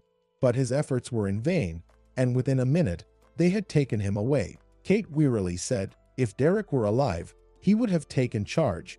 I'm getting old, although I have an excellent daughter-in-law who will sort everything out and become an excellent leader." Anna shook her head in fear. "No, I can't. Anna, tell me, for whom did you leave? For whom did you unravel all of this? For whom did you put me through 3 hours of aerobics? For Lars, but no bits. All of this will eventually go to Lars. Don't you want him to inherit only the title?" Kristen encouragingly placed her hand on Anna's shoulder. "Don't doubt yourself. You can handle it. You know I'll always be here. I'll help in any way I can." Nathan chuckled awkwardly. "Me too." Kristen sternly looked at him. "You live 100 kilometers away from here, in your den. You don't want to move to the city, so don't mislead people. If you agree to marry me, I'll return to the city." The room fell silent for a moment. Anna looked on in astonishment while Kate smiled, observing the couple. Kristen squealed and threw herself into Nathan's arms. Kate sighed. "Well, now I'm at ease. With you, there will be reliable people by her side." A year passed, and 3 people walked along the path to the cemetery. A beautiful woman who resembled a businesswoman on the cover of a fashion magazine, an elderly woman leaning on a cane, and a 7 or 8-year-old boy who gently supported his grandmother. The elderly woman was the first to enter the graveyard. "Hello, Michael. Hello, my son, Derek. You see, I've come to you on my own 2 feet, and it's all thanks to Anna and Lars. They didn't abandon me." Lars reached out to Anna, and she bent down. "Mom, does Dad and Grandpa hear Grandma?" Anna sat down, smiled gently, and said, "Of course, honey, they hear her, and they even see her. We just can't see or hear them, but we should know they are here, always watching over us." She then hugged her son and whispered softly in his ear, "And they also see how well you're doing in school and how you behave during recess." Lars blushed deeply. "I will behave very well from now on." They stood for a long time by the beautiful monuments that Anna had erected 6 months ago. Each lost in their own thoughts, they felt a lightness in their hearts, as if their dear ones were truly nearby. Anna sighed. "It's time to go," Nathan called. "He's taking Kristen to the maternity hospital." Kate smiled. "Why didn't you say anything earlier? We need to get there urgently. I don't want to miss such an event. Kristen and Nathan are like family to me." Anna shook her head doubtfully. "Kate, you must be tired." "Me? Not at all." As they walked to the car, Anna thought about how to convince her mother-in-law to stay home. She could see that the elderly woman was indeed tired, but it was as if she could read her thoughts. "Anna, don't even think about it. I'll rest while we're on our way." At that moment, Anna's phone rang. It was Nathan. "Anna, I'm begging you, please come. Kristen refuses to give birth. She says it hurts, that she's changed her mind. They want to give her an injection and send her home, and she'll come back tomorrow. What should I do?" Nathan was on the verge of tears. Anna laughed. "Hang in there, Nathan. We're on our way." Anna knew Kristen well and believed that this was precisely what happened. She dialed Kristen's number. "Yes." Kristen screamed so loudly that it seemed you could hear her across the entire city. "Hey, Kristen. I heard you chickened out. I thought it was just me, but apparently not." "Anna, you can't imagine what it's like." Suddenly, Kristen paused, realizing that Anna had Lars and had already been through labor. Kristen asked in a plaintive voice, "Anna, how do you endure it?" "It's simple, Kristen. Just do what the doctors tell you and calm down. The more nervous you get, the worse it will be. We're on our way to you, my friend. Everything will be fine, I promise." Kristen quietly sobbed on the other end of the line. "I once told you those exact words. See, everything will be fine, just as you promised, and you'll be just fine, I promise you." At the hospital, they encountered Nathan with bewildered eyes, as if he didn't recognize them. Anna had to shake him a few times. "Nathan, Nathan." Finally, he looked at her with understanding. "Girl, you know, a baby girl was born. Kristen and I decided to name her Anna." Anna smiled, and tears streamed down her cheeks. And so began a new, brighter chapter in their lives. And little Anna became a symbol of love and hope, reminding them that even in the darkest times, there is always